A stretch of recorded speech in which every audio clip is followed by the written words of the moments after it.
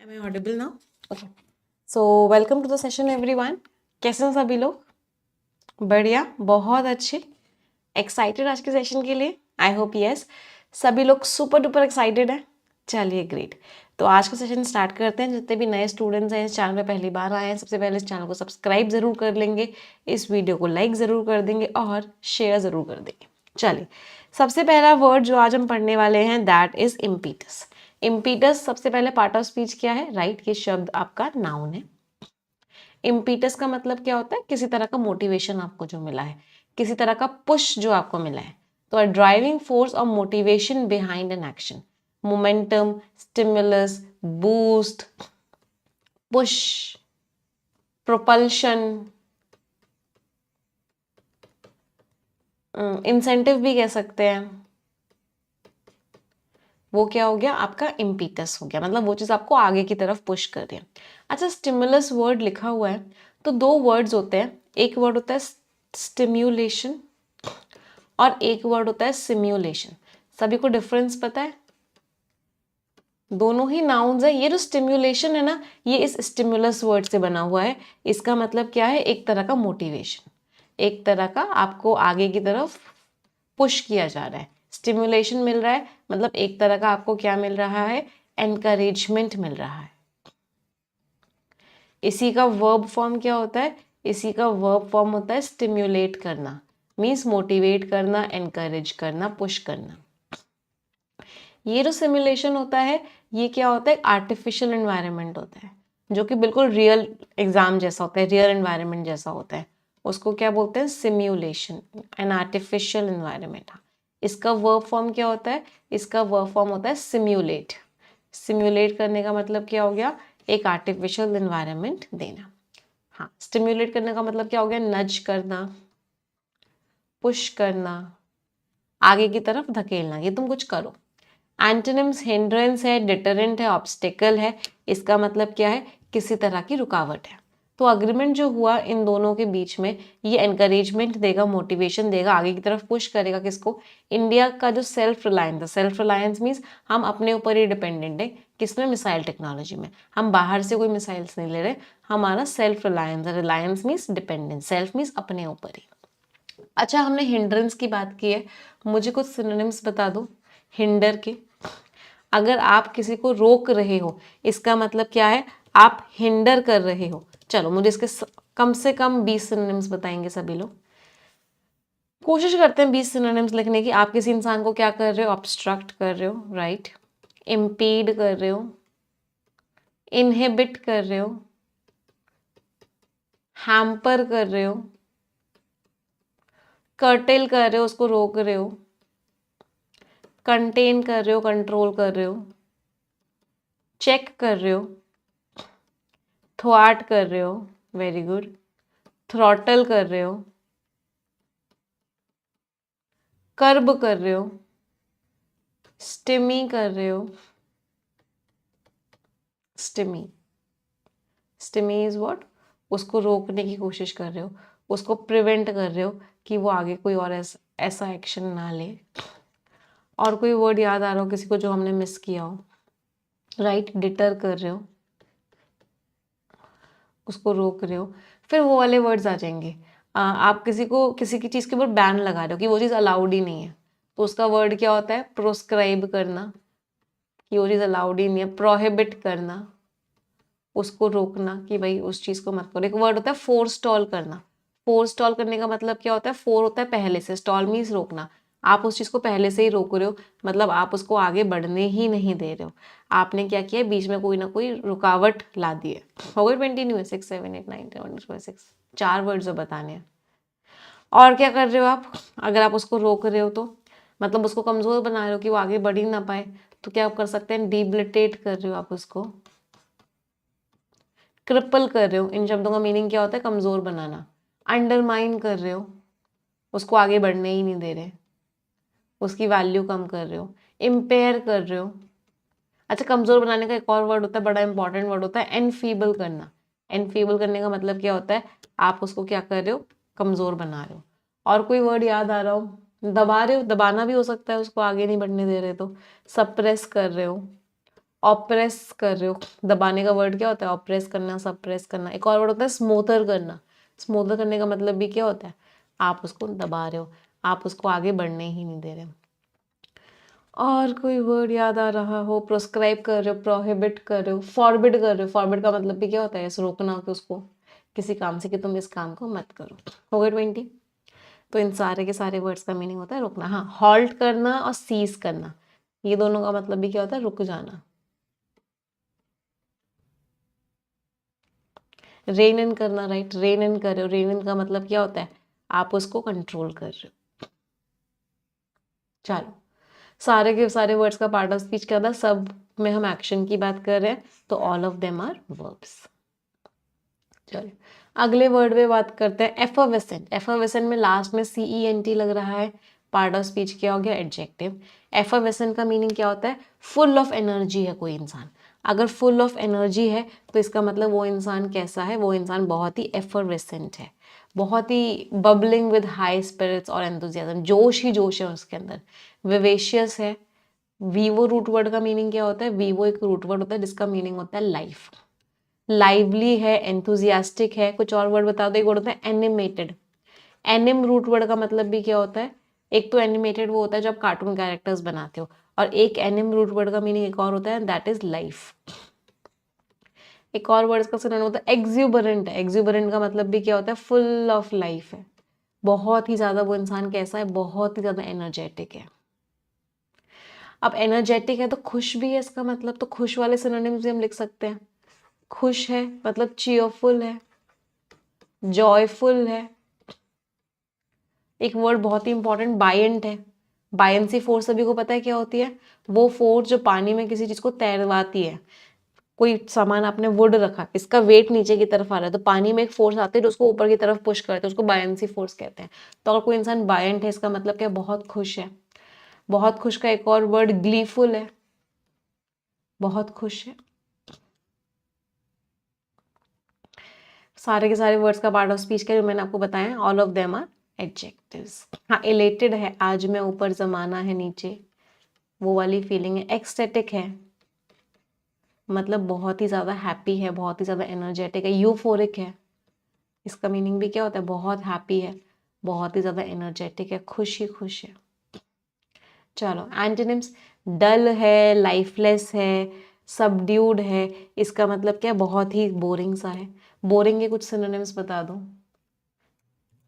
अपने आप को पहले मैं हटा लेती हूँ। हाँ, बोरिंग के कुछ सिनोनिम्स बताएंगे। बोरिंग है, इसका मतलब क्या? मुंडेन। मुंडेन का मतलब क्या होता है? बहुत ही बोरिंग। टीडियस, कोई काम अगर टीडियस है तो बहुत ही बोरिंग सा है, कुछ मजा सा ही नहीं आ रहा। एक होता है lack lustre. Lack lustre, lustre का मीनिंग होता है चमक, लैक का मतलब होता है कमी, तो उसके अंदर चमक की कमी है, मतलब बहुत ही कैसा है वो काम? बड़ा ही बोरिंग बोरिंग सा है। तो उसकी जो एफर्वेसेंट पर्सनालिटी थी, उसकी जो एनर्जेटिक पर्सनालिटी थी, इसकी वजह से वो सेंटर ऑफ अटेंशन थी उस पार्टी में। ये सारे वर्ड्स क्या थे? सारे के सारे एडजेक्टिव्स ही थे, है ना, क्योंकि हम एडजेक्टिव्स की बात कर रहे हैं। अच्छा, अब कुछ वर्ड्स वो वाले आते हैं। कोई चीज़ आपने बोली, बड़ी बोरिंग सी चीज़ बोली आपने, मतलब उस चीज़ में कोई भी कह सकते हैं मज़ा नहीं आया, कुछ नयापन नहीं आया, तो उसके कुछ सिनोनिम्स लिख लो, बहुत बार एग्जाम में आते हैं। एक होता है ट्राइट, एक होता है क्लीशे, कोई चीज़ अगर बैनल है, हैकनीड है, प्लैटिट्यूड है। इन सारे शब्दों का मतलब क्या होता है? कि वही घिसी पिटी बात है, कुछ नयापन है ही नहीं उसके अंदर। नयापन नहीं है मतलब वो चीज़ कैसी है? ब्लैंड है।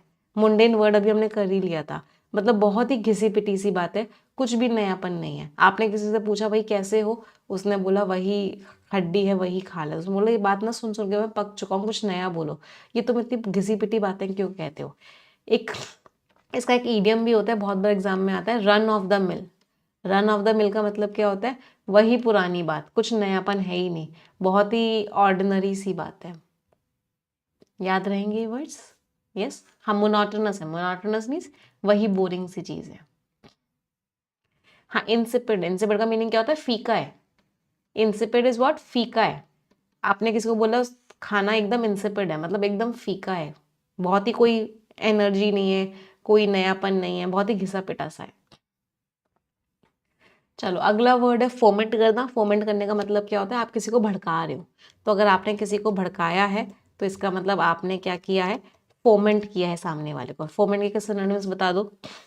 इंसाइट किया है, प्रोवोक किया है, एजिटेट किया है, भड़काया है, इंस्टिगेट किया है, भड़काया है, स्टिरअप किया है, भड़काया है। तो अगर आप किसी इंसान को भड़का रहे हो तो इसका मतलब ये सब। और भी कुछ सिनोनिम्स लिख सकते हो। राउज किया है, भड़काया है, इन्फ्लेम किया है, भड़काया है। कुछ हमने ना इडियम्स पढ़े थे, आप लोगों को याद होगा, fan the flames,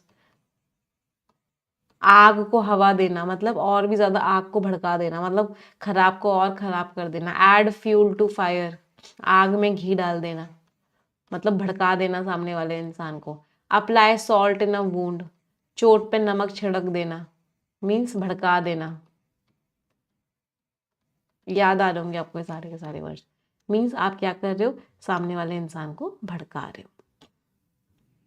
antonyms, suppress कर रहे हो, दबा रहे हो, क्वेल कर रहे हो, दबा रहे हो, पैसिफाई कर रहे हो, सुकून दे रहे हो। फिर वो पैसिफाई वाले सारे सिनोनिम्स आ जाएंगे। प्लैकेट कर रहे हो, सुकून दे रहे हो, मिटिगेट कर रहे हो, सुकून दे रहे हो, मीन्स उसको अच्छा फील करवा रहे हो। तो जो इंटेलिजेंस शेयरिंग है वो मदद करती है कंट्रीज की कि वो एक्सटर्नल फोर्सेस को रोक पाए, कि वो इंस्टेबिलिटी को भड़का ना दे, मतलब इंस्टेबिलिटी को पैदा ना कर दे उस एरिया में। तो फोमेंट इज व्हाट, भड़काना। एक्शन की बात कर रहे थे। पार्ट ऑफ स्पीच क्या था फोमेंट का, वर्ब। ये सारे भी क्या थे, ये सारे भी वर्ब्स थे और ये इडियम्स थे। हाँ, क्वेल करना इसका मतलब बुझाना। तो अगर आप किसी की प्यास को बुझा रहे हो तो क्वेल द थर्स्ट, मीन्स प्यास बुझाना। अगला वर्ड है प्रेसिपिशियस, लास्ट में OUS लग रहा है। पार्ट ऑफ स्पीच क्या हो गया, एडजेक्टिव। अच्छा, प्रेसिपिशियस करने से पहले प्रेसिपिटेट वर्ड का मीनिंग पढ़ते हैं। कोई चीज अगर प्रेसिपिटेट कर रही है, सबसे पहले तो हम एक्शन की बात कर रहे हैं, वर्ब हो गया। प्रेसिपिटेट करने के दो मतलब होते हैं। एक तो आपने बचपन में पढ़ा होगा केमिस्ट्री के अंदर, प्रेसिपिटेशन का प्रोसेस होता है। उसमें क्या होता है कि जो क्लाउड्स होते हैं उनसे बारिश हो जाती है, मतलब वो बारिश में कन्वर्ट हो जाते हैं। इस प्रोसेस को हम क्या बोलते हैं, इस प्रोसेस को बोलते हैं प्रेसिपिटेशन का प्रोसेस। टेम्परेचर चेंज हुआ तो क्लाउड से क्या हो गया, बारिश होने लग गई। अच्छा, एक दूसरा मीनिंग क्या होता है प्रेसिपिटेट करने का, अगर आप किसी चीज़ को प्रेसिपिटेट कर रहे हो, इसका मतलब है किसी चीज़ को बहुत जल्दी से करवा रहे हो। तो कोई चीज़ जल्दी से हो रही है, दैट मीन्स प्रेसिपिटेट कर रही है, मतलब समथिंग इज हैपनिंग। कोई चीज़ क्या हो रही है, हैपन कर रही है। हेस्टली, हेस्टली मीन्स बहुत जल्दीबाजी में हो रही है कि आप उस पर उतना ध्यान नहीं दे पा रहे, मतलब बहुत ही ज़्यादा जल्दी हो गई, सून हो गई, बहुत ही सूनर हो गई कि आपने उसको ध्यान ही नहीं दिया। तो इसका मतलब इसकी जो जनरली टोन होती है वो नेगेटिव होती है, कि कोई गलत चीज़ बहुत जल्दी हो गई। तो ये वर्ब फॉर्म है और इसी का एडजेक्टिव फॉर्म है प्रेसिपिटस। मीन्स कोई चीज़ खराब होती है जनरली और बिना सोचे समझे हो गई वो चीज़। स्टीप, एब्रप्ट, हेस्टी, मतलब जल्दीबाजी में वो चीज़ हो गई। That is what, that is precipitous. याद रहेगा आप सभी को, बहुत बार ये वर्ड आपका एग्जाम में आ चुका है। एंटोनिम्स, ग्रेजुअल, हौले हौले हो रही है, मेजर्ड, नाप नाप के हो रही है, डेलिबरेट का मतलब क्या होता है, सोच समझ के आप उस चीज़ को कर रहे हो। तो जो प्रेसिपिटस डिक्लाइन है, जो इतनी तेजी से गिरावट आ गई स्टॉक प्राइसेस में, it caught investors of guard. Catch someone of guard का मतलब क्या होता है, ये भी एक इडियम होता है जिसका मीनिंग होता है आपने किसी को सरप्राइज कर दिया। तो catch someone of guard is what, you have surprise someone. एक मुझे कॉफी दे देना आप, है ना। आपने क्या किया, सामने वाले को सरप्राइज कर दिया, कि आपको चौंक गए कि ऐसा तो हो ही नहीं सकता था। हाँ, एक और वर्ड लिख सकते हैं, कर्सरी, राइट। कर्सरी वर्ड का मीनिंग क्या होता है कि कोई चीज कैसी हो गई, तुरंत हो गई, जल्दीबाजी में हो गई। अगला वर्ड है पेंशन, बहुत ही इंपॉर्टेंट वर्ड है, डबल स्टार मार्क कीजिए। पेंशन का मतलब क्या है, आपकी लाइकिंग है किसी चीज की तरफ, आपका कह सकते हैं डिस्पोजिशन है किसी चीज की तरफ। डिस्पोजिशन का मतलब क्या होता है, आपका इंक्लिनेशन है उस चीज की तरफ, आपका क्या है, झुकाव है। कहते हैं ना उसके मन में उसके लिए सॉफ्ट स्पॉट है। तो सॉफ्ट स्पॉट क्या होता है, सॉफ्ट स्पॉट यही होता है, पेंचेंट होता है, इंक्लिनेशन होता है। एक और वर्ड होता है प्रोक्लेविटी। प्रोक्लेविटी का मतलब भी क्या होता है कि आपका झुकाव है, आप उस चीज को क्या करते हो, पसंद करते हो। पसंद करते हो मतलब क्या कह सकते हो, फॉन्डनेस है आपकी उस चीज की तरफ।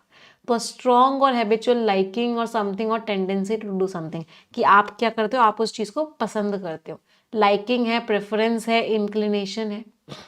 एंटोनिम्स डिसलाइक है, एवर्जन है। आप अगर किसी चीज़ को एवर्ट करते हो, एवर्ट करने का मतलब क्या होता है, आप उस चीज़ से को प्रिवेंट करते हो, उस चीज़ से दूर रहते हो। एवर्ट जैसा एक और शब्द होता है एवर करना, जिसमें टी नहीं होता, एवर होता है। एवर करने का मतलब क्या होता है, आपने किसी चीज़ को डिक्लेयर कर दिया, आपने किसी बात को फुल कॉन्फिडेंस के साथ बोल दिया, दैट इज व्हाट डिक्लेयर कर दिया। तो एंटोनिम्स डिसलाइक है, एवर्जन है, इनडिफरेंस, आपको कोई फर्क ही नहीं पड़ता। एंटोनिम्स में क्या ले सकता हूँ, आपको नफरत है, हेटरेड है, आपको बिल्कुल नहीं पसंद। एक हेटेड का बड़ा प्यारा वर्ड होता है लोथ करना, तो इसका नाउन फॉर्म लिख लेते हैं लोथिंग। लोथिंग का मतलब क्या, आपको नफरत है। रिपल्शन, आप उस चीज़ को अपने आप से दूर करना चाहते हो, आपको बिल्कुल भी नहीं पसंद वो चीज़। इनडिफरेंस का एक सिनोनिम क्या होता है, एपैथी, मीन्स कोई फर्क नहीं पड़ता आपको, आपका इंक्लिनेशन है ही नहीं, आपका उस चीज़ के प्रति झुकाव बिल्कुल भी नहीं है। तो उसके लाइकिंग थी, उसका झुकाव किस चीज़ की तरफ था, कि वो रेयर बुक्स को कलेक्ट करती थी अलग अलग दुनिया के हिस्सों से। रेयर मीन्स जो बहुत ही ना के बराबर है, बहुत ही कम है, ऐसी को वो क्या करती थी, ऐसी किताबों को वो इकट्ठा करती थी, ये उसकी लाइकिंग थी। यस, चलो अगले पेंशन का पार्ट ऑफ स्पीच, ये शब्द आपका नाउन। अगला वर्ड क्या है, सटल। सटल का मीनिंग क्या होता है, हल्का सा, मतलब इतना हल्का सा है कि आप उनमें डिफरेंस नहीं बता पा रहे। फॉर एग्जाम्पल मैं आपको बोलती हूँ कि लड़कों के लिए रेड कलर एक ही है, बट लड़कियों के लिए रेड कलर के भी इतने सारे शेड्स हैं। ये हल्का रेड है, ये डार्क रेड है, ये थोड़ा सा मरून रेड है, ये थोड़ा सा ब्लड रेड है। तो लड़कों के लिए रेड कलर एक ही है, लेकिन लड़कियों के लिए रेड कलर के बहुत सारे शेड्स हैं। तो इसको क्या बोलते हैं कि रेड कलर के अंदर सटलिटी है। तो सटल का मीनिंग क्या होता है, इतना हल्का हल्का सा डिफरेंस है सब में कि आप उसको ऊपर ऊपर से तो बता ही नहीं सकते कि क्या डिफरेंस है। पिंक कलर के 50 शेड्स हैं, अगर लिपस्टिक खरीदने जाओ तो पिंक पिंक नहीं है, पिंक के भी बहुत सारे शेड्स हैं। तो कैसा है, सटल, डेलिकेट और प्रिसाइज, इतना ज्यादा डेलिकेट है, इतना ज्यादा प्रिसाइज है। प्रिसाइज का मीनिंग क्या होता है, एक्यूरेट, इतना ज्यादा आप एक्यूरेटली देख रहे हो कि आप उसके बीच में डिफरेंसेस ही नहीं बता पा रहे हो। तो सटल मीन्स सूक्ष्म, माइनर माइनर से डिफरेंसेस है। पार्ट ऑफ स्पीच क्या है, एडजेक्टिव है। डेलिकेट, नुआंस्ड, अंडरस्टेटेड, हल्का हल्का सा डिफरेंस। एंटोनिम्स ऑब्वियस है, क्लियर है भाई, रेड रेडी होता है। ब्लेटेंट है, ब्लेटेंट है, क्रूड है, इसका मतलब क्या, एकदम ब्लेटेंट शब्द का मीनिंग क्या होता है, एकदम बोल्ड, मतलब एकदम क्लियर है, एकदम एविडेंट है, ऐसे कोई अलग अलग सा नहीं है। रेड मंगाया मतलब रेड एक ही होता है। तो ये एंटोनिम्स हो गए। तो आर्टिस्ट का जो सटल यूज ऑफ कलर्स था, आर्टिस्ट का जो सटल का मतलब क्या, इतने सारे वो अलग अलग कलर्स यूज कर रहा था, इतने कम कम डिफरेंस वाले, जिसकी वजह से उसकी पेंटिंग में क्या आ रहा था, बहुत ही डेप्थ आ रहा था, बहुत ही गहरापन आ रहा था। डेप्थ का मतलब क्या होता है, बहुत मीनिंग मिल रहा था उसकी पेंटिंग को। अच्छा, सटल का मीनिंग ऐसे नहीं समझ में आया तो उसको ऐसे समझो कि आप शादी में गए, शादी की शेरवानी लेने गए, तो एक तो आपने क्या बोला, मुझे ना एकदम गॉडी शेरवानी दिखाओ, एकदम भड़कीली लाल, एकदम भड़कीली पिंक, ऐसी शेरवानी आपने खरीदी। इमेजिन करो अपने आप को ऐसी शेरवानी पहने हुए, तो आपने क्या पहने, गॉडी कलर्स पहने, यार इट्स वेरी गॉडी यार, मजा आ गया। दूसरा मीनिंग क्या होता है, नहीं मुझे ना कुछ हल्के से शेड्स दिखाओ, कुछ सटल शेड्स दिखाओ। सटल का मीनिंग क्या होता है, हल्के, कि आप डिफरेंस भी नहीं बता पा रहे कि कौन सा शेड है, मतलब आप उसको इतना अच्छे से डिस्क्राइब भी नहीं कर पा रहे, एनालाइज, मतलब हल्का मीन्स आप किसी की नजर में नहीं आओगे। तो सटल का मतलब क्या होता है, हल्के शेड्स, डेलिकेट, नुआंस्ड। अगला वर्ड है रीक करना। रीक करने का मतलब क्या होता है, बहुत ही गंदी स्मेल आना। अब रीक का ना दोनों तरीके से यूज होता है। एक तो रीक का मतलब होता है बहुत ही गंदी स्मेल आना, एक मतलब होता है गंदगी की स्मेल आना। और गंदगी कैसे है, गंदगी है फिगरेटिव गंदगी। फिगरेटिव गंदगी मीन्स कुछ गड़बड़ है, तो कुछ गड़बड़ वाली स्मेल आना। आप लोगों ने एक इडियम पढ़ा होगा, something is fishy. Something is fishy का मतलब क्या होता है, कुछ तो गड़बड़ है, दया ढूंढ के निकालो, कुछ तो गड़बड़ है। समथिंग इज फिशी मतलब इट रीक्स ऑफ, ऐसी बू आ रही है, किस चीज की बू आ रही है, मान लो करप्शन की बू आ रही है, मतलब कुछ तो गड़बड़ है। तो रीक का मतलब एक तो खराब स्मेल भी होता है, और एक रीक का मतलब होता है कुछ गड़बड़ हुई है उसकी स्मेल आना, मतलब उसका अंदेशा मिलना। तो पार्ट ऑफ स्पीच क्या हो गया, वर्ब है। To have a strong unpleasant smell figuratively to strongly suggest something negative, कुछ गड़बड़ हो रही है। स्टिंक करना, स्मेल करना, सजेस्ट करना। एंटोनिम्स फ्रेग्रेंस, खुशबू ही खुशबू है, फ्रेशनेस है, स्वीटनेस है। तो जो पूरी की पूरी सिचुएशन है उसमें से किस चीज़ की स्मेल आ रही थी, किस चीज़ का हिंट मिल रही थी कि करप्शन है और डिसऑनेस्टी है, चीज़ें गलत हो रही हैं। अगला वर्ड इनएविटेबल। इनएविटेबल मीन्स जिससे आप बच नहीं सकते। तो वो चीज़ जिससे आप बच नहीं सकते वो चीज़ क्या है, inevitable. For example death. Death क्या है, मृत्यु इनएविटेबल है, नहीं बच सकते। पार्ट ऑफ स्पीच क्या हो गया, एडजेक्टिव। अनअवॉइड, इनएविटेबली है, ये एडजेक्टिव के साथ एलवाई लगा हुआ है तो ये एडवर्ब है ना। एडजेक्टिव के साथ कभी भी एलवाई लग जाए दैट इज व्हाट, एडवर्ब। चलो इसके कुछ सिनोनिम्स करते हैं। इनएविटेबल है मतलब अनअवॉइडेबल है, नहीं बच सकते भाई उस चीज से। प्रिडिक्टेबल है मतलब वो चीज होगी होगी। श्योरली मतलब वो चीज होगी होगी, आप उस चीज को रोक नहीं सकते। अच्छा, अगर आप उस चीज को रोक नहीं सकते इसका मतलब ये भी है कुछ हद तक कि आप उस चीज को हरा नहीं सकते, आप उस पर सवाल नहीं उठा सकते। तो कुछ उस तरह के सिनोनिम्स कर लेते हैं। एक होता है इम्प्रेग्नेबल। इम्प्रेग्नेबल का मतलब क्या है, आप उस चीज को हरा नहीं सकते, वो चीज होगी ही होगी, आप उसको रोक नहीं सकते। फिर एक वर्ड होता है अनअसेलेबल। अनअसेलेबल का मतलब भी क्या होता है, आप उस चीज को हरा नहीं सकते, आप उस चीज को हरा नहीं सकते। इसका एक और वर्ड क्या होता है, इनविंसिबल, मतलब वो चीज नहीं हारेगी, आप कुछ नहीं कर सकते। इम्पेनेट्रेबल, नहीं हरा सकते उस चीज को, वो चीज होगी ही होगी। अच्छा, इसके जैसे कुछ वर्ड्स और करते हैं, बहुत इंपॉर्टेंट वर्ड्स हैं ये, क्योंकि एक वर्ड होता है इमैक्यूलेट। इमैक्यूलेट का मतलब भी क्या होता है कि वो चीज अपने आप में परफेक्ट है, आप उस चीज में कोई गलती नहीं निकाल सकते। वो चीज क्या है, अपने आप में एकदम परफेक्ट है, मतलब वो कैसी है, फॉल्टलेस है। वो चीज कैसी है, इम्पेकेबल है, एकदम पवित्र है, प्रिस्टीन है, फ्लॉलेस है, उसके अंदर आप कोई गलती निकाल ही नहीं सकते। कैसी है वो चीज, इररिप्रोचेबल है, मतलब हम उसकी कोई भी गलती नहीं निकाल सकते, वो एकदम परफेक्ट है। एक और वर्ड क्या लिख सकते हैं, इररिप्रीहेंसिबल है,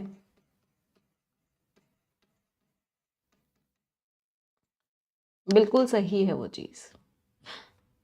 चलो अब कुछ वर्ड्स परफेक्ट है अपने आप में, परफेक्ट के कुछ एग्जांपल्स और वर्ड्स और कर सकते हैं। एपिटमी है। एपिटमी का मतलब क्या है, एकदम परफेक्ट एग्जांपल है अपनी चीज का। फिर एक वर्ड होता है पैरागॉन है। पैरागॉन इज ऑल्सो व्हाट, एकदम परफेक्ट एग्जांपल है अपनी चीज का। अच्छा, अब कुछ, हाँ, इनकॉरेजिबल का मतलब क्या होता है, जिसको आप ठीक नहीं कर सकते। कुछ वर्ड्स और देख लेते हैं ऐसे जो एग्जाम्स में आते हैं। इनकॉरेजिबल, जिसको आप ठीक नहीं कर सकते, दैट कांट बी करेक्टेड।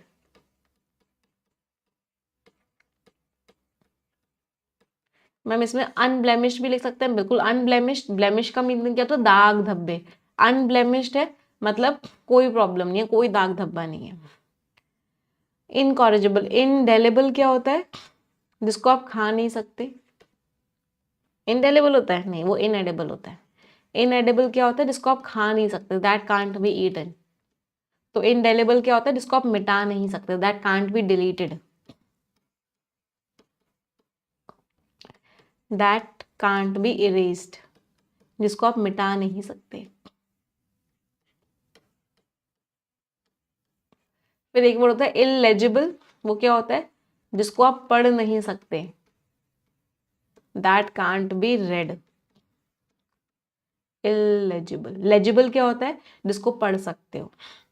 चलो, एंटोनिम्स अवॉइडेबली, अवॉइड कर सकते हो, प्रिवेंट कर सकते हो, डाउटफुल है मतलब बच सकते हो, होगा नहीं होगा नहीं पता।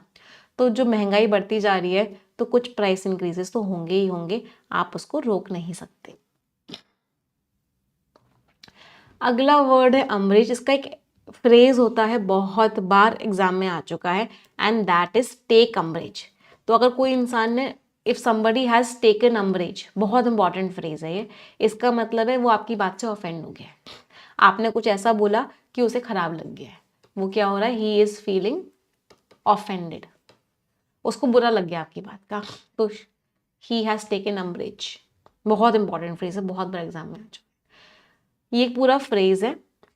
इसमें जो अबरेज वर्ड है इसका मीनिंग क्या होता है? Annoyance, part of speech, noun. Offence ले हो गया है, ऑफेंड हो गया है, रिसेंटमेंट, इरिटेशन मीन्स परेशान हो गया आपकी बात। कह सकते हैं अनॉय हो गया है। चलो मुझे अनॉय वर्ड के कम से कम 20 सिनोनिम्स बता दो। बहुत सारे सिनोनिम्स हमने किए हुए हैं अनॉय वर्ड के, सभी लोग मुझे कम से कम 20 सिनोनिम्स बताएंगे अनॉय वर्ड के। कोई इंसान अगर अनॉयड है इसका मतलब क्या है? इरिटेट हो गया है, पेस्टर हो गया है, इर्क हो गया है, गॉल, राइल, एग्जैस्परेट, वेक्स। 20 सिनोनिम्स बताने हैं। हाँ, बॉदर हो गया है आपकी बात से, उसको खराब फील हो रहा है। और वर्ड्स 2 आर के शब्द तो याद आ रहे होंगे, रफल और रैंकल। आप लोग वोकैबुलरी शॉर्ट्स देख रहे हो ना? बीच में थोड़ी प्रॉब्लम्स की वजह से, क्योंकि वीडियोस एडिट नहीं होती इसलिए अपलोड नहीं होता, फिर से अपलोड होना स्टार्ट हो गए हैं। तो आई होप सभी लोग वो वोकैबुलरी शॉर्ट्स देख रहे हैं। रोज 5-6 शॉर्ट्स देखोगे तो आपको याद हो जाएंगे वो वर्ड्स हमेशा के लिए। 1-1 मिनट की वीडियो, मुश्किल से 5 मिनट लगेंगे, लेकिन वो वर्ड्स आपको हमेशा के लिए याद हो जाएंगे। मैं आपको चैनल का लिंक शेयर कर देती हूँ यहाँ पे, 1 मिनट दो मुझे। डेली वोकैब के नाम से चैनल है। हाँ, this is the channel link. हाँ, पहले चलो मुझे और वर्ड्स बता दो, फिर मैं और। हाँ, पीक, राइट, मतलब क्या? इरिटेट हो जाना, परेशान हो जाना, पेट्रब हो जाना, राइट, परेशान हो जाना, किसी की बात का बुरा मान जाना। टेस्टी तो बेटा एडजेक्टिव, अभी हम सारे वर्ब फॉर्म्स कर रहे हैं, अभी मुझे वर्ब फॉर्म्स बताओ। शेफ, राइट, इरिटेट हो जाना, किसी की बात का बुरा मान जाना, परेशान हो जाना। तो इन सारे के सारे शब्दों का मीनिंग क्या होता है? कि वो इंसान आपकी बात से क्या हो गया है? आपकी बात से उसे खराब लग गया है। हो गए 20 नहीं हुए? 1 2 3 4 5 6 7 8 9 10, तो 14 हुए हैं। 6 वर्ड्स और बता दो, 6 वर्ड्स और बता दो। हाँ, नेटल हुआ है, इसका मतलब आपकी बात से वो इरिटेट हुआ है। ट्रबल कह सकते हैं, ट्रबल इनडायरेक्ट से ना, पहले डायरेक्ट वाले सारे लिखते हैं। और क्या हुआ है? वो इंसान आपकी बात से परेशान हुआ है। तो चलो अभी देखेंगे, अभी और वर्ड्स याद आएंगे then I will tell you. अभी तो और कोई वर्ड याद नहीं आ रहा। ये मतलब ग्रम्पी, ग्राउची, प्रीविश, ये सारे एडजेक्टिव फॉर्म्स हैं। इसीलिए जो आप लोग वर्ड्स बता रहे हो ना, testy, grumpy, grouchy, peevish, petulant, all of them are adjective forms. ये सारे के सारे एडजेक्टिव फॉर्म्स हैं, वर्ब फॉर्म्स नहीं। अभी हम यहाँ पे वर्ब फॉर्म्स कर रहे थे। चलो, एंटोनिम सैटिस्फैक्शन है, कंटेनमेंट है, प्लेजर है, सुख ही सुख है।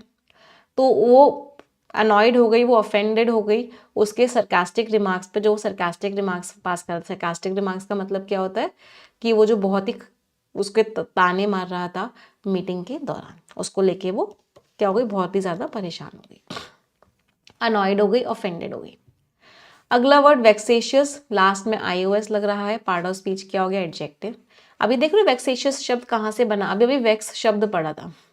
वेक्स वर्ड का मीनिंग अभी भी क्या पढ़ा? किसी को इरिटेट करना, किसी को अनॉय कर देना। तो वेक्स का ही एडजेक्टिव फॉर्म है वेक्सेशियस। तो वेक्सेशियस कौन हो गया? वेक्सेशियस वो इंसान हो गया जो क्या करता है? इरिटेट करता है, परेशान करता है। एक बच्चा कह रहा है वेक्स का मैम मिफ भी सिनोनिम होता है। हाँ, बिल्कुल सही बात है, एक वर्ड और ऐड हो गया, मिफ कर देना। मिफ कर देने का मतलब क्या होता है? किसी को परेशान कर देना, राइट। पोक करना भी कह सकते हैं। पोक करने का मतलब क्या होता है? आप उसको क्या कर रहे हो? बार बार पुश कर रहे हो, उसको परेशान कर रहे हो कि तू करना, तू करना, करना। इसका मतलब है परेशान कर रहे हो। कुछ इनडायरेक्ट सिनोनिम्स हो सकते हैं, मतलब आपने उस इंसान को इतना परेशान कर दिया कि वो भड़क गया, वो इन्फ्यूरिएट हो गया, मतलब उसको बहुत ही ज़्यादा क्या आ गया? गुस्सा आ गया, फ्यूम हो गया, वो बहुत ही ज़्यादा उसको क्या आ गया? गुस्सा आ गया, एनरेज हो गया, बहुत ही ज़्यादा गुस्सा आ गया उसको। तो ये इनडायरेक्ट सिनोनिम्स कह सकते हैं हम इनको। तो वेक्सेशियस क्या हो गया? कोई चीज़ जो परेशान कर दे, अनोइंग हो, बॉदरसम हो, इरिटेटिंग हो, वही इन सारे वर्ड्स के एडजेक्टिव फॉर्म्स हैं। एंटोनिम्स प्लेजेंट है, कामिंग है, अग्रीएबल है, बढ़िया है, शांति भरी है, कोई प्रॉब्लम नहीं है। तो जो लगातार परेशान करने वाली कंप्लेंट्स आ रही थी पड़ोसी से, इसकी वजह से एक बहुत ही लंबी लीगल बैटल हो गई, लड़ाई हो गई। कहाँ पे लड़ाई हो गई? कोर्ट में। वन वर्ड सब्स्टिट्यूट्स पे आते हैं। ये विश्वास कि दुनिया एक ही भगवान है, भगवान ही दुनिया है, सब कुछ भगवान है, इस विश्वास को क्या बोलते हैं? पैंथेइज्म। इसमें अगर आप रूट वर्ड्स देखोगे तो पैन वर्ड का मीनिंग होता है ऑल। थियो रूट वर्ड का मीनिंग होता है गॉड।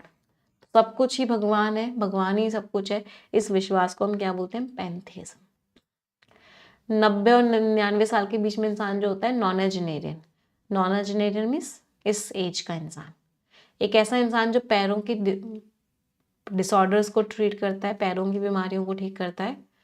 चिरोपॉडिस्ट, बहुत ही ज़्यादा हाइट्स का डर होना इस एक्रोफोबिया। फोबिया रूट वर्ड का मीनिंग क्या होता है? Phobia is fear. अच्छा, मैं आपको ये वन वर्ड सब्स्टिट्यूशंस क्यों दे रही हूँ? मैं आपको ये वो वाले सब्स्टिट्यूशंस दे रही हूँ जो बार बार एग्जाम में आते हैं, जिससे कि आपको एग्जामिनेशन में कुछ भी नया ना लगे। फ्रेजल वर्ब्स पे आ जाते हैं। अबाइड बाय मीन्स किसी चीज़ को फॉलो करना, हम किसी चीज़ को फॉलो कर रहे हैं means we are abiding by it. Follow करना, अडियर टू करना, फॉलो करना। अकाउंट फॉर, जिम्मेदार होना, तो कोई चीज़ किसी चीज़ के लिए जिम्मेदार है means account for. To explain और जस्टिफाई समथिंग है, किसी चीज़ के लिए जिम्मेदार होना। एक फॉर मतलब आपको वो चीज़ चाहिए, I am making for it, मतलब मुझे दर्द हो रहा है, मुझे वो चीज़ जब तक मिल नहीं जाती जब तक मेरा दर्द खत्म नहीं होगा। एक का मतलब क्या होता है? दर्द। तो आपको कोई चीज़ चाहिए ही चाहिए means you are aching for it. Act on, किसी ने आपको कोई सलाह दी, I will act on your advice, मतलब जो आपने मुझे सलाह दी है मैं उसके हिसाब से ज़रूर काम करूँगा। तो act, to take action based on advice, information और फीलिंग्स। इडियम्स एंड फ्रेजेस पता है। बार्किंग डॉग्स सेल्डम बाइट, जो गरजते हैं वो बरसते नहीं। इसका मतलब क्या होता है? जो ज़्यादा बोलते हैं वो एक्शन नहीं लेते ज़्यादा। जो आपको कोई तरह की धमकी दे रहे हैं, जो ज़्यादा गरज रहे हैं, वो एक्शन नहीं लेते, वो बरसते नहीं है, मतलब बहुत ही ना के बराबर वो एक्शन लेते हैं। फॉल इन विद मीन्स किसी इंसान के साथ फ्रेंडली हो जाना। अच्छा, मैं सामने नहीं आई, I am so sorry. Fall in with, आप किसी के साथ आपकी दोस्ती हो गई। फॉल फॉर, किसी से प्यार हो गया। टू बी इन लव, इश्क हो गया। तो fall in with is friendly होना और फॉल फॉर इज इश्क हो जाना। टिट फॉर टैट, जैसे को तैसा, जिसने आपके साथ जो किया है उसको आप पलट के वैसा ही व्यवहार कर रहे हो उसके साथ। जैसे फॉर तैसा, जैसे को तैसा। अ थॉर्न इन द फ्लैश, इसका मतलब क्या है? आपकी फ्लैश के अंदर एक कांटा है, मतलब आपके हाथ में कोई कांटा चुभ गया है, तो वो आपको लगातार पेन देता रहेगा, दर्द देता रहेगा। तो ऐसी चीज जो आपको बार बार दर्द दे रही है उसको क्या बोलते हैं? अ थॉर्न इन द फ्लैश। ये मेरी फ्लैश के अंदर, मेरी खाल के अंदर एक कांटा है, ये हट भी नहीं रहा और लगातार मुझे प्रॉब्लम ही प्रॉब्लम दे रहा है।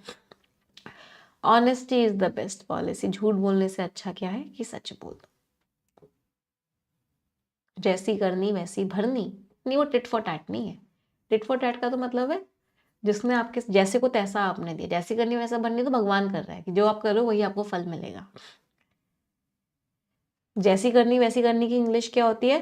As you sow shall you reap, जैसा बोओगे वैसा ही रीप करोगे, वैसा ही फल मिलेगा। सो शैल यू रीप, ये होता है उसका इडियम।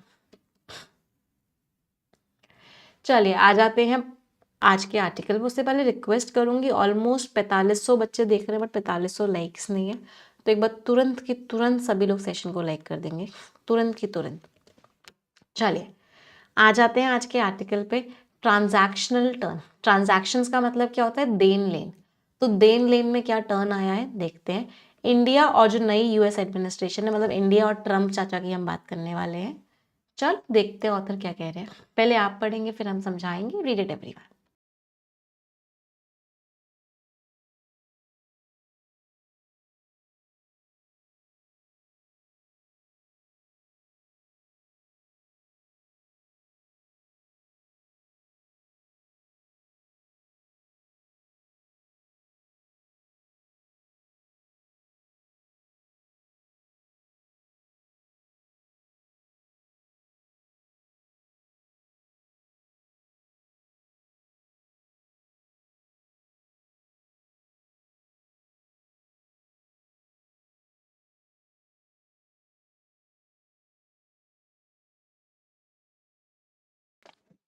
मैम फिर से आ गए चाचा जी को याद ही कर रहे थे हम, है ना।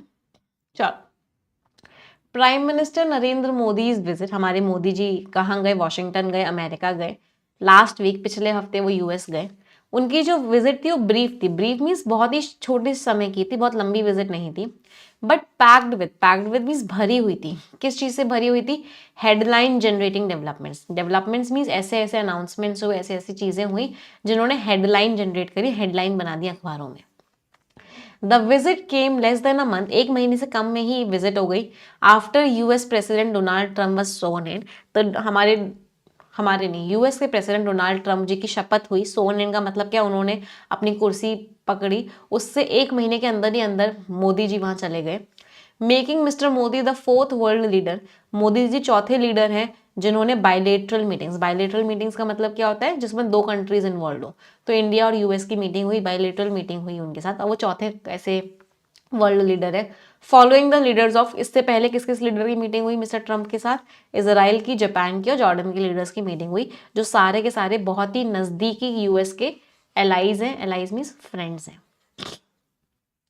The joint statement issued afterwards, उसके बाद जब मीटिंग हुई उसके बाद जो स्टेटमेंट आया दोनों की मीटिंग्स का, आउटलाइन मीन्स हाईलाइटेड, उसने जोर डाला, हाईलाइट किया, किस चीज को ऊपर हाईलाइट किया? अ रेंज ऑफ, बहुत सारे सब्सटैंटिव मीन्स इंपॉर्टेंट, तो बहुत सारे इंपॉर्टेंट क्या हुए, डिस्कशंस हुए।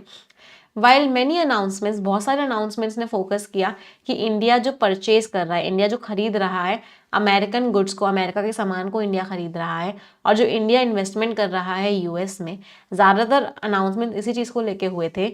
दे मैनेज टू, हालांकि ये सब अनाउंसमेंट्स हुए लेकिन वो अवॉइड कर पाए, किस चीज़ को अवॉइड कर पाए? सम ऑफ द टफ मेजर्स, बहुत ही टफ मीन्स स्ट्रिक्ट कदम, जो बहुत सारे लोगों ने एंटिसिपेट किए थे। एंटिसिपेट मीन्स एक्सपेक्ट किए थे कि कुछ स्ट्रिक्ट कदम उठाए जाएंगे, लेकिन वो सारे के सारे कदम क्या हो गए? अवॉइड हो गए, उन पर कोई भी डिस्कशन नहीं हुआ। बोथ साइड्स लॉन्च, दोनों ही साइड्स ने लॉन्च किया मिशन 500 लॉन्च किया। मिशन 500 क्या है? $500 बिलियन बायलेटरल ट्रेड में, बायलेटरल मीन्स दो कंट्रीज इसमें इन्वॉल्व है, तो इंडिया और यूएस में ट्रेड होगा $500 बिलियन का, और कब तक होगा? 2030 तक होगा। और उन्होंने इनिशिएटेड डिस्कशंस, उन्होंने डिस्कशन शुरू किए किस चीज को लेके? फ्री ट्रेड अग्रीमेंट होगा दोनों कंट्रीज के बीच में, with phase 1 of the draft, और इस ड्राफ्ट का जो पहला फेज है वो उम्मीद कर रहे हैं कि इस साल आ जाएगा। तो फ्री ट्रेड अग्रीमेंट को लेकर डिस्कशंस हुए और इस साल के अंत तक उम्मीद है कि पहला उसका जो डॉक्यूमेंट है वो आ जाएगा। मिस्टर ट्रंप ने अनाउंस किया, क्या अनाउंस किया? एन इंक्रीज इन, की बढ़ोतरी होगी, इंडियन परचेजेस होंगे यूएस की एनर्जी के, तो यूएस की एनर्जी इंडिया परचेज करेगी, ऑयल परचेज करेगी, डिफेंस इक्विपमेंट यूएस से हम परचेज करेंगे। कदम उठाए जाएंगे जो कि बैलेंस करने में हेल्प करेंगे $45.7 बिलियन का जो यूएस ट्रेड डेफिसिट है with in the total $130 billion goods trade. तो इतने गुड्स ट्रेड है, इसमें $45.7 बिलियन का डेफिसिट है। डेफिसिट का मतलब क्या होता है कि यूएस जो है हमसे इंपोर्ट ज़्यादा कर रहा है, एक्सपोर्ट कम कर रहा है। तो बेसिकली ये जो मीटिंग है ऐसा लग रहा है कि यूएस के फायदे की बात हुई है इस डिस्कशन में। मिस्टर ट्रंप आ गए, मिस्टर ट्रंप का तो मतलब भी ये है, यूएस फर्स्ट पॉलिसी है उनकी, तो उन्होंने इंडिया के साथ ज़्यादातर बातें क्या करी? इंडिया तुम हमसे ये खरीदना, इंडिया तुम हमसे ये खरीदना, इंडिया तुम हमसे ये खरीदना, इंडिया तुम हमसे ये खरीदना। तो यही सारे अनाउंसमेंट्स हुए कि क्या क्या इंडिया खरीदेगी यूएस से और क्या क्या इंडिया इन्वेस्टमेंट करेगी यूएस में, यही सारे के सारे डिस्कशंस हुए। पैसेज समझ आया सभी को? एवरीवन, चलो अब थोड़ी सी ग्रामर करेंगे। मुझे कुछ कुछ क्वेश्चंस का आंसर बता दो। एक तो मुझे विजिट का पार्ट ऑफ स्पीच बता दो, वॉज वर्ब का सब्जेक्ट बता दो, ये एक्टिव है या पैसिव है ये बता दो,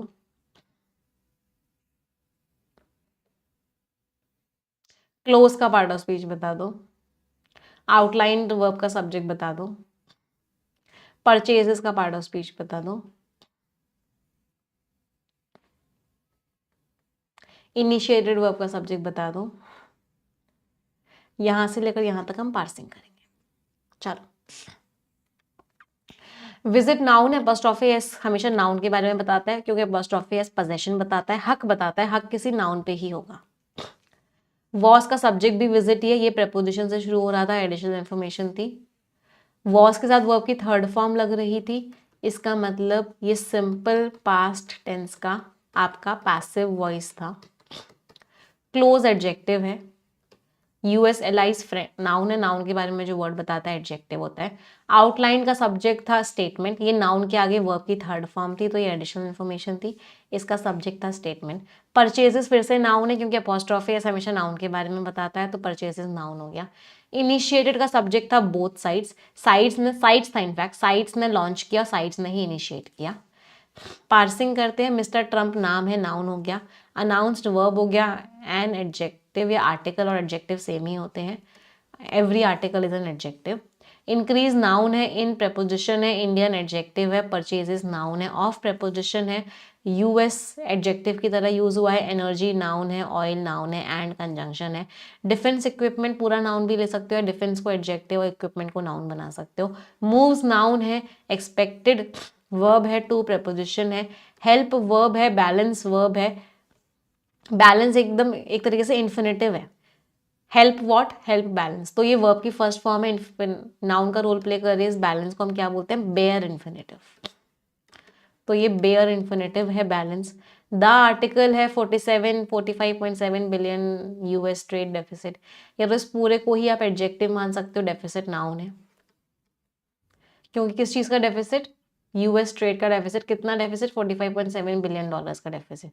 या फिर आप इसको ऐसे ही मान सकते हो कि ये दोनों एडजेक्टिव्स हैं, ये पूरा का पूरा एक कंपाउंड नाउन भी मान सकते हो, ये नाउन एडजेक्टिव वाली चीज आपके ऊपर होती है। फॉर एग्जाम्पल मैंने बोला यूएस डिफेंस इक्विपमेंट, तो एक तरीका तो क्या होता है, इस पूरे को ही आप नाउन मान लो कि पूरा का पूरा ये एक नाउन है।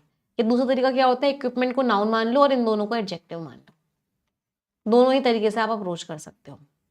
विद इन प्रपोजिशन हो गया, द आर्टिकल हो गया, टोटल एडजेक्टिव हो गया, 130 बिलियन डॉलर गुड्स ट्रेड, इसको भी ऐसे कर सकते हो, ये पूरा एडजेक्टिव मान लो और ट्रेड को नाउन मान लो।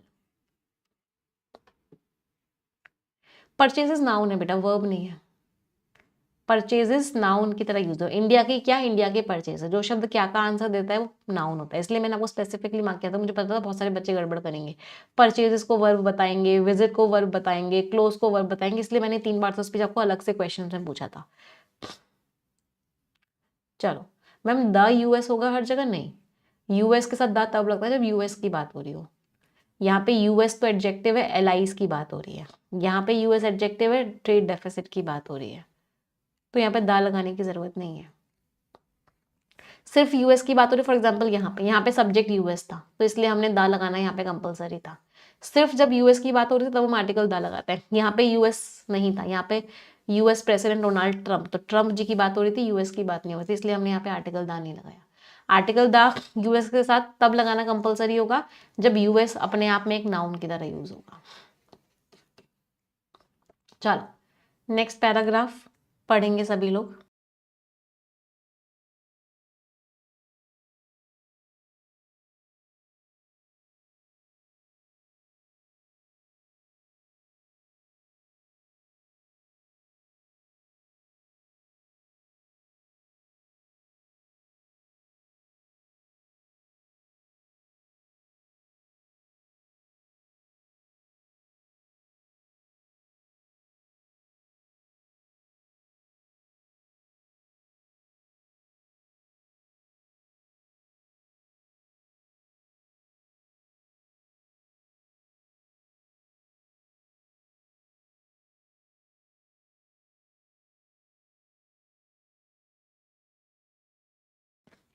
चलिए आगे देखते हैं ऑथर क्या कह रहे हैं। एडिशनली इसके अलावा देयर वाज अग्रीमेंट, दोनों कंट्रीज मान गई on a new umbrella framework. अच्छा अम्ब्रेला फ्रेमवर्क क्या होता है, वो चीज जो हर चीज को कवर कर ले उसको बोलते हैं अम्ब्रेला। अम्ब्रेला क्या करती है, आपको ढक लेती है ना, तो अम्ब्रेला फ्रेमवर्क भी सबको कवर करने वाला फ्रेमवर्क, जिसका उन्होंने नाम क्या दिया, compact, catalysing opportunities for military partnership, accelerated commerce and technology for the 21st century, इसका उन्होंने नाम दिया कॉम्पैक्ट, ये पूरा का पूरा नाम है। कैटलाइज करने का मतलब होता है किसी चीज को और तेजी से करवाना, एक्सेलरेटेड का मतलब भी क्या होता है, फास्ट कोई चीज हो रही है। टू स्ट्रीमलाइन, स्ट्रीमलाइन करने का मतलब क्या है, उस चीज को और अच्छे से करवाना, आप किसी चीज को स्ट्रीमलाइन कर रहे हो तो आप उसको क्या कर रहे हो, you are making it smooth, कि वो चीज और अच्छे से हो जाए, कोऑपरेशन हो, सब मिलजुल के काम करें इंपॉर्टेंट सेक्टर्स में। की का मतलब क्या हो गया, इंपॉर्टेंट। दे ऑल्सो रीब्रांडेड, उन्होंने रीब्रांड किया मतलब नाम चेंज किया, जो बाइडन जी के टाइम पे, एरा मीन्स टाइम, तो बाइडेन जी के टाइम पे जो इनिशिएटिव था critical and emerging technologies ICET, उसका नाम चेंज करके उन्होंने क्या रख दिया, transforming the relationship utilising strategic technology, मतलब इसका नाम उन्होंने ट्रस्ट रख दिया। और अब वो किस पे फोकस करने वाले हैं, वो फोकस करने वाले हैं सेमीकंडक्टर्स पे, क्वांटम कंप्यूटिंग में और आर्टिफिशियल इंटेलिजेंस पे। और उनका कमिटमेंट क्या है, उनका कमिटमेंट है कि वो डेवलप करेंगे एक आर्टिफिशियल इंटेलिजेंस का इंफ्रास्ट्रक्चर रोड मैप मीन्स पूरा का पूरा एक ब्लूप्रिंट बनाएंगे इस साल। तो इन चीज़ों में अमेरिका और इंडिया कोलैबोरेट करेंगे, कोऑपरेट करेंगे। आ सिग्निफिकेंट मूवमेंट, सिग्निफिकेंट मीन्स एक बहुत ही इंपॉर्टेंट पल कब आया, जब मिस्टर ट्रंप ने अनाउंस किया, क्या अनाउंस किया, उनका अप्रूवल, उन्होंने अप्रूव किया, किस चीज़ को अप्रूवल दिया, किस चीज़ को हाँ बोली, of the extradition. Extradition word का मीनिंग क्या होता है, आप इस वर्ड को एक्स वर्ड से समझ सकते हो, कुछ लोगों को एक्स को देख के कुछ और याद आ जाता होगा, लेकिन एक्स जो रूट वर्ड होता है उसका मीनिंग क्या होता है, उसका मीनिंग होता है बाहर। तो एक्स्ट्राडिशन शब्द का मीनिंग क्या हो गया, एक्स्ट्राडिशन शब्द का मीनिंग हो गया कि उस इंसान को बाहर निकाल दो, उस इंसान को कहाँ भेज दो, दूसरी कंट्री में भेज दो। तो तहव्वुर राना को अब वो एक्स्ट्राडिशन कर देंगे, मतलब उसको किस कंट्री में भेज देंगे, जो कि 26/11 के अटैक्स में इन्वॉल्व था, उसको इंडिया भेज देंगे टू फॉर ट्रायल। ट्रायल का मतलब क्या, केस करने के लिए, लीगल प्रोसेस के लिए उसको वो इंडिया भेज देंगे। और मिस्टर ट्रंप ने उस चीज़ को अनाउंस कर दिया है, अप्रूवल दे दिया है। Once the dust settles on mister Trump's unconventional remarks, dust settle का मतलब क्या होता है कि जो हवा फैली थी या जो भी कॉन्फ्लिक्ट हुए थे, प्रॉब्लम्स हुई थी, वो एक बार खत्म हो जाए, डस्ट सेटल हो जाए, इसका मतलब क्या हो गया कि वो चीज़ें अब डिस्कशन में ना रहे, वो चीज़ें अब क्या हो जाए, वो चीज़ें अब रुक जाएं, डिस्कशन में से, डिस्कशन से बाहर हो जाए। तो एक बार डस्ट सेटल हो जाए, एक बार चीज़ें ठीक हो जाए, मिस्टर ट्रम्प के जो अनकन्वेंशनल मीन्स जो कि नॉर्मल नहीं थे, जो रिमार्क्स उन्होंने बातें करी, और मिस्टर मोदी ने भी का भी रेयर एंगेजमेंट था, उन्होंने बहुत ज़्यादा बात नहीं की मीडिया में इस फॉर्मेट में। तो इंडिया को क्या करना चाहिए, असेस करना चाहिए, असेस मीन्स इवेलुएट करना चाहिए, जांच करनी चाहिए किस चीज़ की, द ब्रॉडर टेक अवेज, जो बड़े बड़े लेवल के टेक अवेज का मतलब क्या है, जो हम समझ में आया, बड़े बड़े लेवल का जो फायदा हुआ, बड़े बड़े लेवल का जो फाइनल आउटपुट निकला इस विजिट से।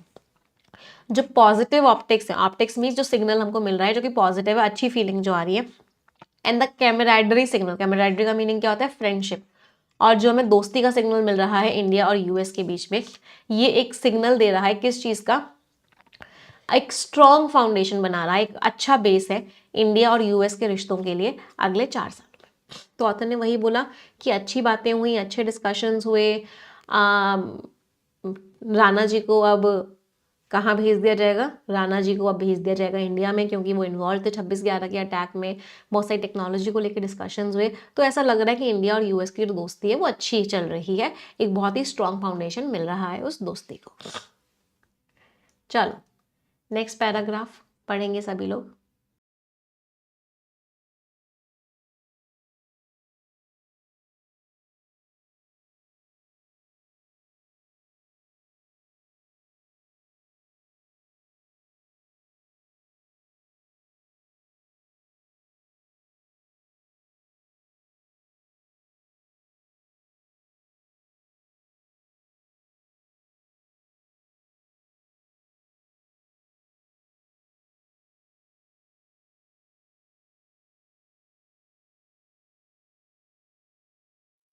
मैम राणा जी पढ़ के एक सॉन्ग याद आ गया। चलो, there is also clear continuity, लगातार चीज़ें वैसे ही चलती रहेंगी की एरियाज में, की एरियाज मीन्स इंपॉर्टेंट एरियाज में। 26/11 क्या है, 26/11 को बेटा एक बहुत ही गंदा घिनौना टेररिस्ट अटैक हुआ था। इन की एरियाज, एक बहुत इंपॉर्टेंट एरियाज में ऑफ स्ट्रैटेजिक पार्टनरशिप, तो जो हमारी स्ट्रैटेजिक पार्टनरशिप है, जिन चीज़ों में हम पार्टनरशिप कर रहे हैं, तो वो कॉन्टिन्यूटी चलती रहेगी, चीज़ें रुकेंगी नहीं, इंक्लूडिंग इंडो पैसिफिक एंगेजमेंट, जो हमारा इंडो पैसिफिक एंगेजमेंट है, मतलब उस एरिया में जो हम कोऑपरेशन कर रहे हैं। और जो क्वाड है, क्वाड सभी को याद है, क्वाड में 4 कंट्रीज थी, कौन कौन सी थी, ऑस्ट्रेलिया था, जापान था, इंडिया था और यूएस था, right. With mister Trump's planned visit, mister Trump की विजिट होगी दिल्ली में for the quad summit, quad की मीटिंग के लिए, लेटर दिस ईयर, इस साल के बाद अंत में, एक्सपेक्टेड टू, और उम्मीद है कि वो रीइंफोर्स कर देगी, रीइंफोर्स मीन्स और स्ट्रॉन्ग बना देगी, किस चीज़ को स्ट्रॉन्ग बना देगी, इन कमिटमेंट्स को। हाउएवर, लेकिन जो इकोनॉमिक डिस्कशंस है, इकोनॉमी को लेके जो डिस्कशंस हैं, ट्रेड को लेके जो डिस्कशंस हैं, एनर्जी को लेके जो डिस्कशंस हैं, न्यूक्लियर कोऑपरेशन को, डिफेंस को लेके आर लाइकली टू, ऐसे चांसेस हैं कि ये डोमिनेट करेंगे, ये ओवर पावर करेंगे इंडिया यूएस एजेंडा, मतलब इंडिया यूएस का जो डिस्कशंस होंगे उसमें ये टॉपिक्स मेन रहेंगे गिवन द रिलेशनशिप, क्योंकि एक रिश्ता क्या है, एक ट्रांजैक्शनल टर्न है।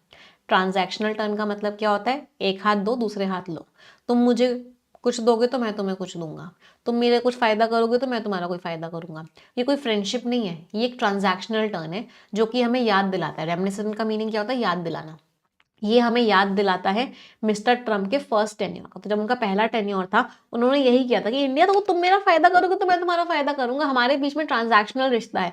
तुम भले ही सोच लो, तुम्हारे मीडिया वाले भले ही सोच लें कि ये दोस्ती है, ये दोस्ती है, दोस्ती है, दोस्ती जैसा कुछ नहीं होता, सब कुछ ट्रांजैक्शनल होता है। There is not much evidence, इस बात का बहुत सबूत नहीं है। एविडेंस मीन सबूत। किस बात का सबूत नहीं है कि मिस्टर मोदी की जो विजिट है उसने सिग्निफिकेंटली सॉफन कर दिया, सॉफन मीन्स कमजोर बना दिया है किस चीज को, मिस्टर ट्रम्प का जो स्टैंस है, stance means point of view. तो मिस्टर ट्रम्प का जो पॉइंट ऑफ व्यू है किस चीज को लेके, इम्पोज करने को लेके, लगाने को, काउंटर टैरिफ्स वो लगाएंगे। काउंटर टैरिफ्स का मतलब क्या है कि वो टैक्सेस ज़्यादा बढ़ा देंगे या फिर वो रेसिप्रोकल टैक्सेस लगाएंगे।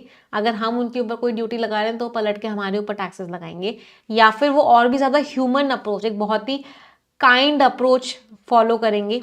किसको लेके, कि जो डिपोर्टेशन कर रहे हैं, जो वापस भेज रहे हैं वो अनडॉक्यूमेंटेड इमिग्रेंट्स का, जो हमारे लोग वहाँ पे काम हैं यूएस में और जो अनडॉक्यूमेंटेड है, मतलब सही तरीके से नहीं गए हैं वहाँ पे, उनके पास वीज़ा वगैरह नहीं है, तो उनको भेजने का वो एक अच्छा अप्रोच निकालेंगे, काइंड अप्रोच निकालेंगे मिलिट्री फ्लाइट्स में जिनको वो भेज रहे हैं। तो ऐसा नहीं पता।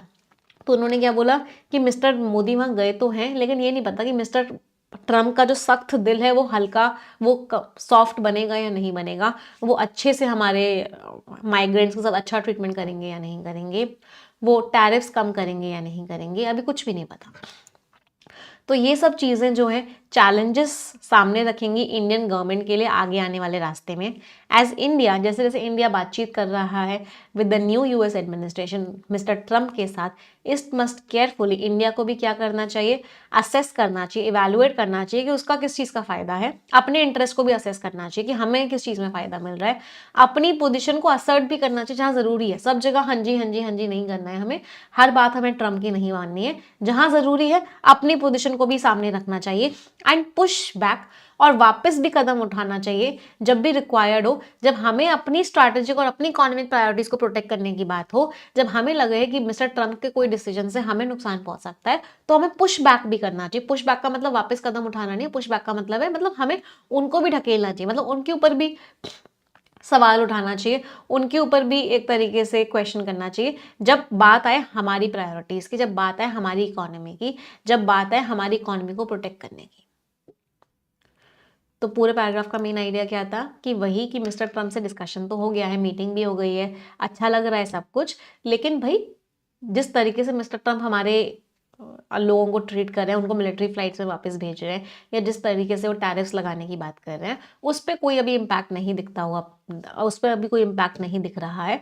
ऊपर से आगे चैलेंजेस हैं, प्रॉब्लम्स हैं, तो इंडिया को हर बात यूएस की नहीं माननी चाहिए, अपनी खुद के इंटरेस्ट को भी असेस करना चाहिए, और जब जरूरत पड़े अमेरिका को भी पुश बैक करना चाहिए जब अपनी बात आए तो। अच्छा था पैसेज, है ना, a very good passage. Tone कैसी थी, एनालिटिकल तो थी, इन्फॉर्मेटिव एनालिटिकल हमेशा होती है एडिटोरियल की टोन। डिप्लोमेटिक का मतलब क्या होता है, जब कंट्रीज के बीच के रिलेशंस की बात हो रही हो तो उस तरह की टोन को बोलते हैं डिप्लोमेटिक टोन। मैम जो डेली वोकैब है, वोकैब प्रोडिजी बुक में, हाँ वोकैब प्रोडिजी बुक में आपको कंप्लीट वोकैब मिल जाएगी बेटा, जितने भी इंपॉर्टेंट वर्ड्स हैं वो सारे के सारे वोकैब प्रोडिजी बुक में हैं। तो अगर आप 20 से 25 मिनट उस बुक को रेगुलरली पढ़ रहे हो तो आपको ये सब नोट डाउन करने की ज़रूरत नहीं है, आपको वो सारे के सारे वहाँ मिलते रहेंगे।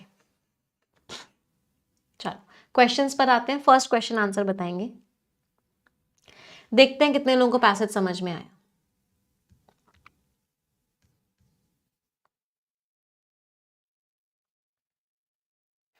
ट्रैजेक्टरी क्या है इंडिया यूएस रिश्तों की, हाँ ट्रांजैक्शनल रिलेशनशिप होगा, सही बात है, तुम मेरा कुछ फायदा करोगे तो मैं तुम्हारा कुछ फायदा करूंगा, इकोनॉमिक और डिफेंस की डील्स पे एम्फेसिस है, तो सही लग रहा है।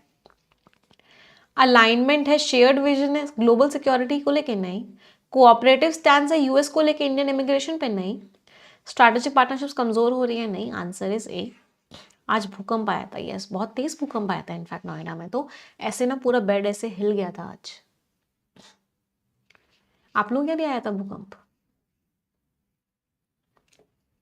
चलो नेक्स्ट क्वेश्चन आंसर देंगे।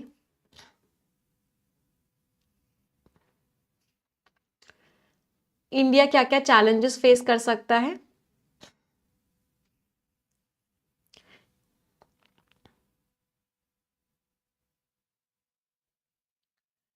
ट्रंप जी का जो बहुत ही रिजिड स्टैंड है काउंटर टैरिफ्स और डिपोर्टेशन पॉलिसीज को लेकर, वहां पे इंडिया को चैलेंजेस आ रहे हैं। बिल्कुल सही बात है, आंसर इज बी।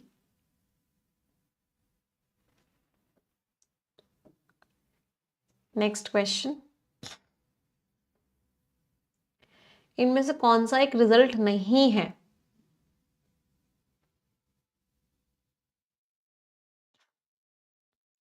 कौन सी बात डिस्कस नहीं हुई, उसका आंसर आप लोगों को बताना है।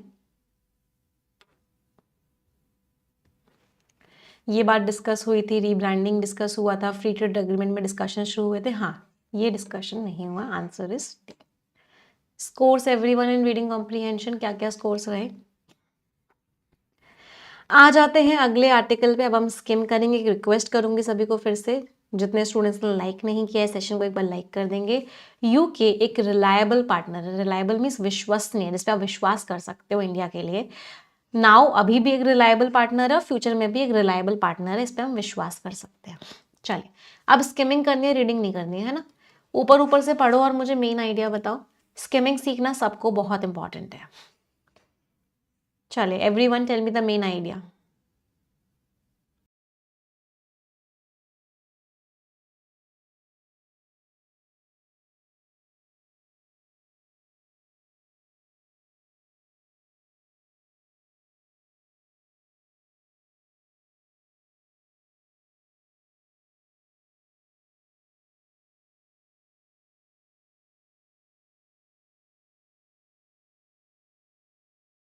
हाँ जी, क्या निकला सभी का मेन आइडिया?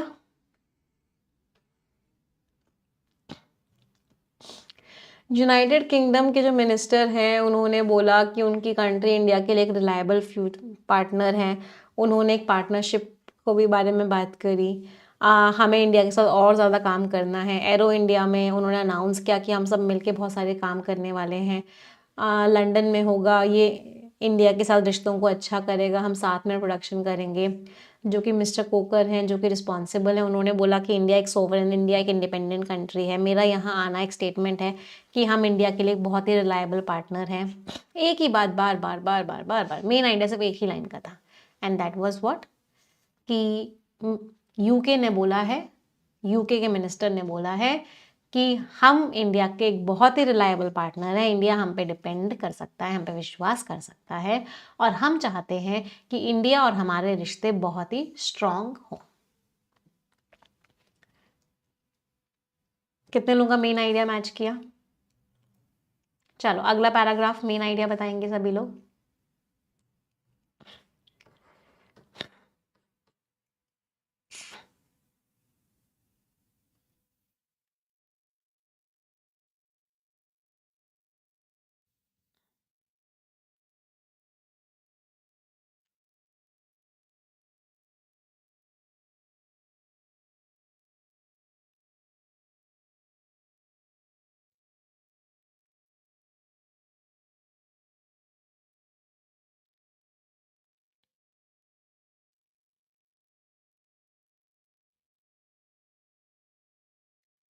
क्या है, दोनों कंपनीज ने अनाउंस किया कि हम कोलैबोरेशन करेंगे। इन्होंने बोला कि हम ये जो है असराम करके कोई फैसिलिटी स्टैब्लिश कर रहे हैं हैदराबाद में, जो एक्सपोर्ट भी करेगी। जीई ने भी एक बोला कि हम इंडिया के अगले जनरेशन के लिए एक पूरा का पूरा सिस्टम बना रहे हैं। तो मतलब इंडिया की एबिलिटी को अब स्ट्रॉन्ग बनाने की कोशिश कर रहे हैं कि वो इंडिया ऐसे प्रोजेक्ट्स बना पाए। ये भेल के साथ पार्टनरशिप में हो रहा है। ये हैदराबाद में एक फैसिलिटी लगाएंगे। इंडिया और यूके ने इस इनिशिएटिव भी लिया, एक स्टेटमेंट भी साइन किया कि इंडिया की मैन्युफैक्चरिंग कैपेबिलिटी को हम बढ़ाएंगे।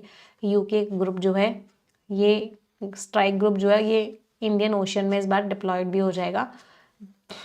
During which it is scheduled to visit India, उस समय इंडिया में विजिट करेगा। तो बेसिकली मेन आइडिया यही है कि यूके हमको हेल्प कर रहा है इंडिया में एक मैन्युफैक्चरिंग कह सकते हैं फैसिलिटी स्टैब्लिश करने में, जिसको हम किस में बनाने लगाने वाले हैं, हैदराबाद में।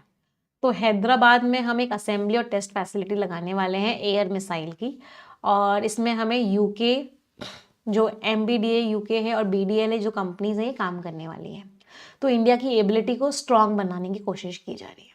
बस एक ही मेन आइडिया था कि इंडिया और यूके पार्टनरशिप कर रहे हैं और हैदराबाद में एक पूरा का पूरा एक सेटअप लगाया जा रहा है जिससे इंडिया जो है मैन्युफैक्चर कर सके और एक्सपोर्ट भी कर सके।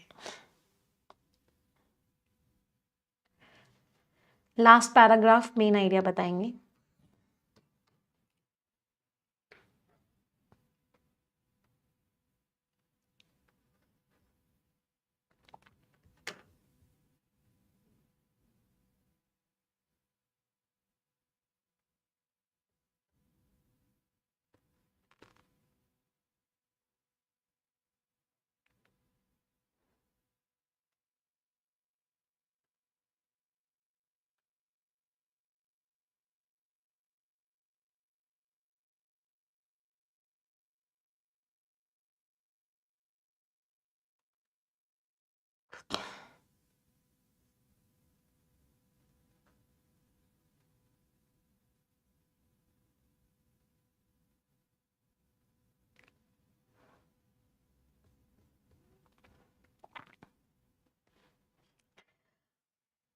एक सवाल है कि कितना लार्जर मैरीटाइम कोऑपरेशन, मतलब समुद्र में हम जैसे कोऑपरेट करेंगे। तो मिस्टर कोकर ने बोला, एक सवाल उनसे पूछा गया तो उस सवाल के जवाब में उन्होंने क्या बोला कि जो लोग सीज में फ्रीडम को कम करने की कोशिश कर रहे हैं, मतलब समुद्र को अपने कंट्रोल में लेने की कोशिश कर रहे हैं, तो उनको समझना चाहिए किसी के फायदेमंद नहीं है। ये ना ही इंडिया के फायदे के लिए, ना ही यूके के फायदे के लिए, ना ही किसी और के फायदे के लिए। इंटरनेशनल रूल्स बेस्ड ऑर्डर वो है जिसके लिए इंडिया हमेशा खड़ा रहा है कि भी रूल्स रेगुलेशंस फॉलो होने चाहिए। यूके ने बोला हम भी इसी बात को मानते हैं कि रूल्स रेगुलेशंस फॉलो होने चाहिए। उन्होंने बोला कि हम इंटेलिजेंस शेयरिंग करेंगे, ये हमारा एक बहुत इंपॉर्टेंट एरिया है, डिस्कशंस चल रहे हैं। मिनिस्टर ने बोला कि जो प्राइम मिनिस्टर नरेंद्र मोदी हैं और जो यूके के जो मिनिस्टर हैं केयर स्टामर, वो इस बात को मान रहे हैं कि पार्टनरशिप को और अच्छा करना चाहिए, रिफ्रेश करना है। उनकी जो मीटिंग्स हुई नवंबर 2024 में G20 मीटिंग, G20 की समिट के दौरान ब्राजील में, दोनों लीडर्स ने बोला कि हम इस पार्टनरशिप को और स्ट्रांग बनाना चाहते हैं। डिफेंस मिनिस्टर ने एक टेलीफोनिक कन्वर्सेशन भी की थी जॉन हीली के साथ। उस समय उन्होंने प्रोग्रेस के ऊपर को रिव्यू किया था कि कितनी अच्छी प्रोग्रेस हो रही है इन एरियाज में, और उन्होंने डिस्कस किया इश्यूज को भी।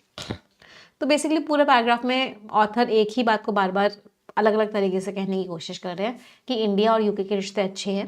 इंडिया और यूके दोनों ही मानते हैं कि समुद्र पे किसी का कंट्रोल नहीं होना चाहिए, समुद्र पे इंटरनेशनल रूल्स फॉलो होने चाहिए, और अगर कोई भी कंट्री इस चीज़ को तोड़ता है तो वो कंट्री का तोड़ना किसी के भी इंटरेस्ट में नहीं है, कोई भी ऐसा नहीं चाहेगा। ऊपर से काफ़ी ऑथर ने टेलीफोनिक डिस्कशन की भी बात करी, जब मिले थे 2024 में मोदी जी और केयर स्टारमर जी, उनकी भी बात थी। तो ये दोनों के दोनों ही पार्टनरशिप को और स्ट्रांग बनाना चाहते हैं, ऐसा ऑथर ने बोला। क्वेश्चंस पे आ जाते हैं।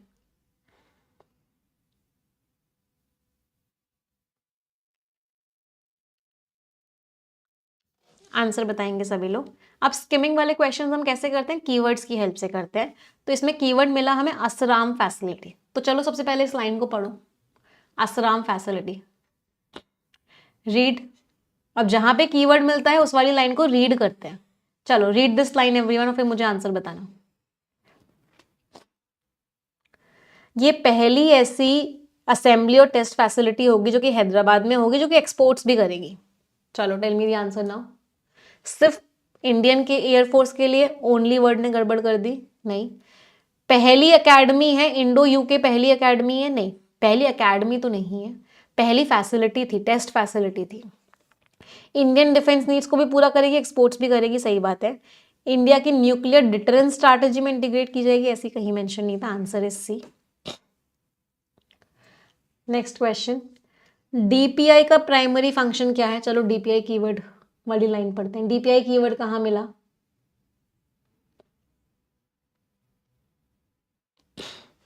ये रहा, यहां से लेकर यहां तक पढ़ेंगे। Everyone.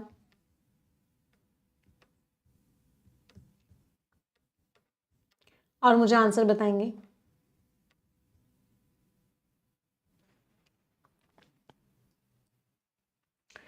Indian defence exports UK तक करवाएगा? नहीं, एक वन स्टॉप शॉप होगी, दोनों का कोलैबोरेशन को स्ट्रांग बनाने की। सही लग रहा है। Military training exchanges, military training की तो बात ही नहीं हुई। पीस कीपिंग कोऑपरेशन की तो बात ही नहीं हुई। Answer is what? B. Scores everyone, क्या क्या स्कोर्स रहे?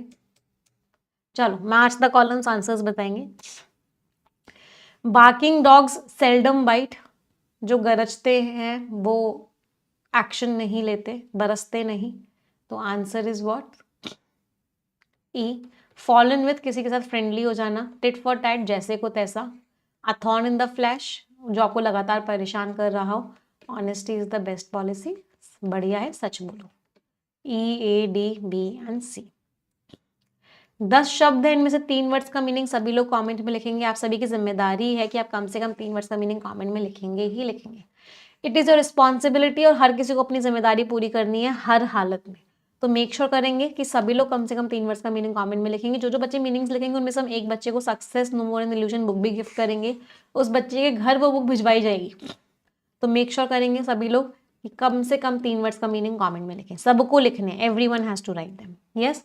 जो बच्चे मुझसे कंप्लीट इंग्लिश पढ़ना चाहते हैं वो आज के आज ही परफेक्शन बैच को ज्वाइन कर लेंगे। परफेक्शन और एडिटोरियल की क्लासेस में अगर आप रेगुलरली आ गए तो इंग्लिश आपकी बहुत स्ट्रांग हो जाएगी, बट उसके लिए आपको परफेक्शन और एडिटोरियल में रेगुलरली आना पड़ेगा। 2 घंटे इंग्लिश को रोज देने ही देने होंगे। कोड लगाओगे आपने हमेशा, आपको मैक्सिमम डिस्काउंट भी मिल जाएगा। तो मेक श्योर कीजिए कि सभी लोग कम से कम 2 घंटे इंग्लिश रोज पढ़ें, इंग्लिश को स्ट्रांग बनाएं। इंग्लिश स्ट्रांग हो जाएगी तो ऑटोमेटिकली मार्क्स बहुत अच्छे हो जाएंगे। सारे सब्जेक्ट्स पढ़ने कंप्लीट सब्सक्रिप्शन भी ले सकते हो। ये बेसिकली बैंकिंग एग्जाम्स के लिए pre plus mains plus interview. Code आप लगाओगे निमेशा, मैक्सिमम डिस्काउंट आपको मिल जाएगा। सारे बैंकिंग एग्जाम्स की आपको तैयारी करवाई जाएगी। ठीक है। फिर भी कोई डाउट, कोई क्वेरी रह जाती है, आप हमें इस नंबर पे व्हाट्सएप करके पूछ सकते हो, या इस वीडियो के डिस्क्रिप्शन में एक फॉर्म दिया हुआ है, उस फॉर्म को फिल कर सकते हो। ये टेलीग्राम चैनल ज्वाइन कर लो, यहाँ आपको सारी PDF और सारी मैगजीन्स मिल जाएंगी। सेशन एंड करते हैं, मिलेंगे परफेक्शन की क्लास में 9